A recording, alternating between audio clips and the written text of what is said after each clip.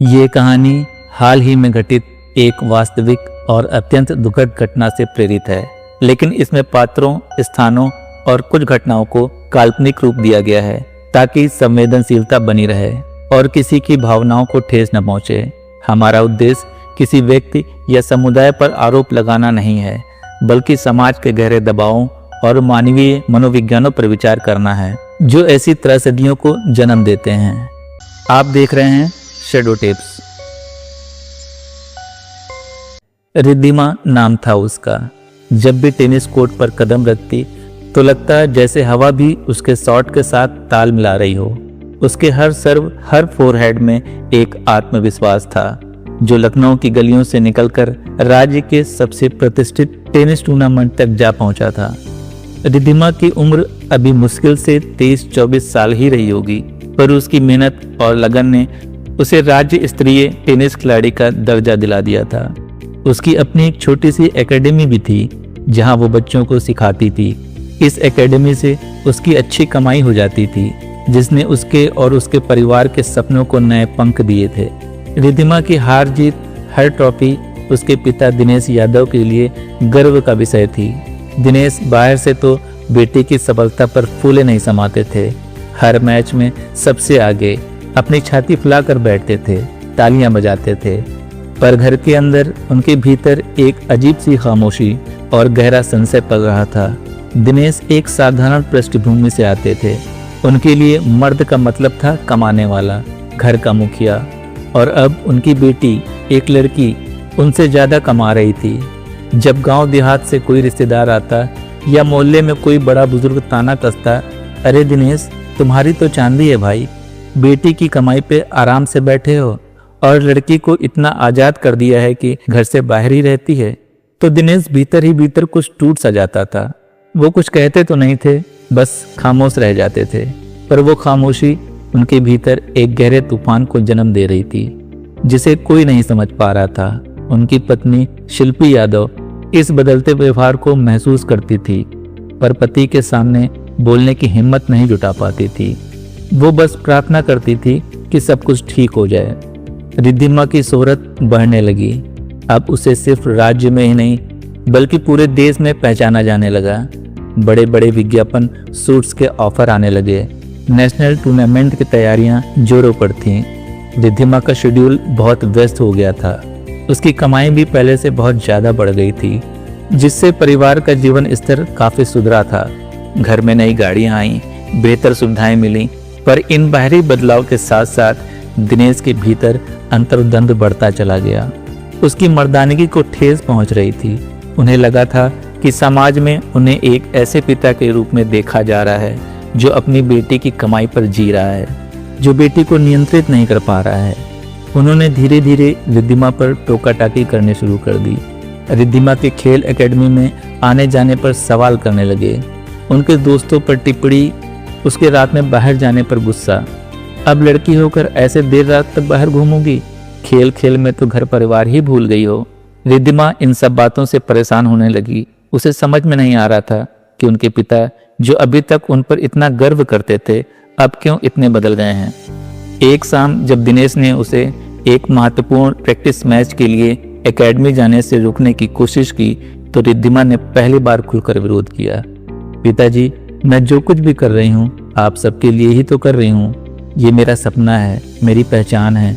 आपको मुझ पर गर्व क्यों नहीं है? रिद्धिमा की आवाज में दर्द था। दिनेश की आंखों में एक अजीब सी लाचारी और गुस्सा था। गर्व? लोग मुझ पर हंसते हैं, कहते हैं खुद तो कुछ कर नहीं पाया, अब बेटी की कमाई पर जी रहा है। मेरी इज्जत पर सवाल उठाते हैं ये लोग। तुम्हें क्या पता समाज में सर उठाकर कैसे जीना होता है। रिद्धिमा सन्न रह गई।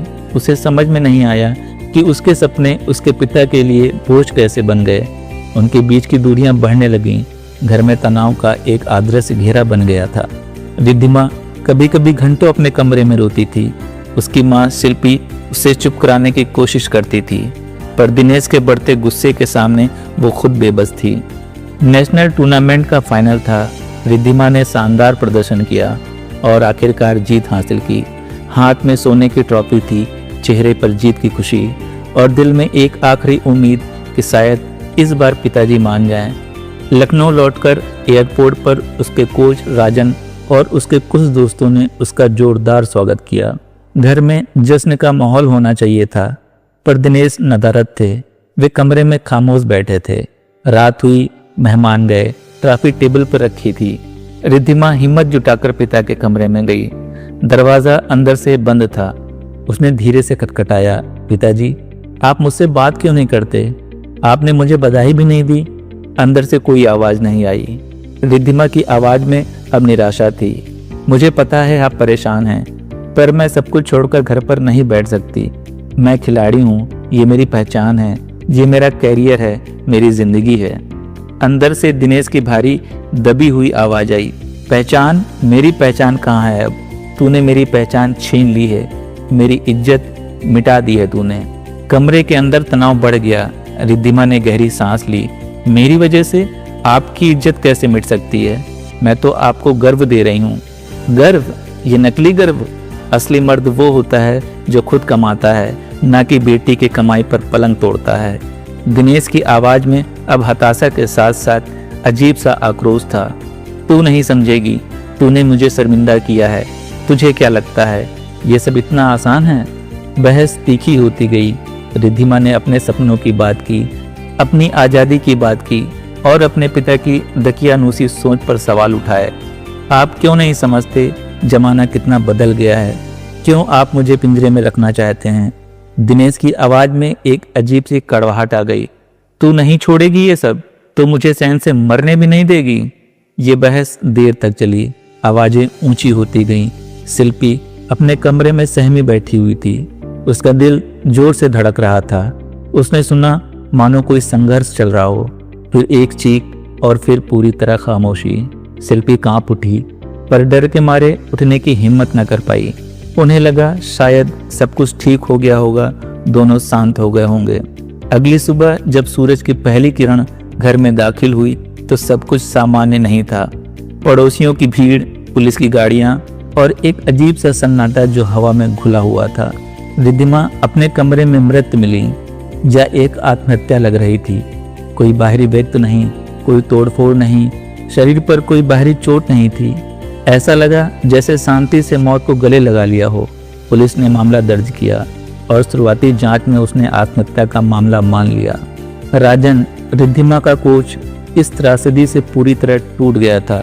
उसे यकीन नहीं हो रहा था कि रिद्धिमा जैसी मजबूत और जुझारू लड़की आत्महत्या कर सकती है। वो रोते हुए कहता है, रिद्धिमा हार नहीं सकती। वो कोर्ट पर भी कभी हार नहीं मानती थी। शिल्पी की आंखों में अब डर के साथ साथ दर्द था।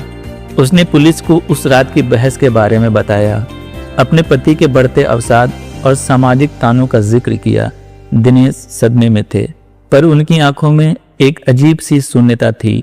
वे बस खामोश बैठे थे, जैसे किसी गहरे सदमे में हों। पर कहानी यहाँ खत्म नहीं होती। रिद्धिमा के फोन से कुछ डिलीट किए गए मैसेज और एक अधूरी वॉइस रिकॉर्डिंग मिली। ये रिया नाम की उसकी एक पुरानी दोस्त की चैट थी। चैट में रिद्धिमा किसी बड़े राज की बात कह रही थी जो उसके परिवार से जुड़ा था। वो रिया को बता रही थी कि कैसे उसके घर में एक अजीब सा दबाव है, एक ऐसा राज जो उसे अंदर ही अंदर खाया जा रहा है। पुलिस ने रिद्धिमा के फोन से मिले उस डिलीटेड मैसेज को रिकवर किया और जो सामने आया वो दिल दहला देने वाला था। उस रात रिद्धिमा और दिनेश के बीच की बहस किसी साधारण झगड़े से कहीं ज्यादा थी। दिनेश ने रिद्धिमा को धमकी दी थी कि अगर उसने टेनिस नहीं छोड़ा और उसकी इज्जत को लेकर फैल रही बातों को बंद ना किया तो वो एक भयानक कदम उठाएंगे। रिद्धिमा ने पलटकर जवाब दिया था कि वो अपनी जिंदगी खुद चुनेगी और उन्हें उस कर्ज से बाहर निकालेगी जिसमें वो गहरे धंसे हुए थे। उसने ये भी कहा कि उसे पता चल गया है कि दिनेश ने ये कर्ज सट्टेबाजी में हुए भारी नुकसान को चुकाने के लिए लिया था, ना कि किसी पारिवारिक जरूरत के लिए। ये कर्ज उन्हें एक स्थानीय सूदखोर रामा से मिला था जो अब उन्हें लगातार ब्लैकमेल कर रहा था।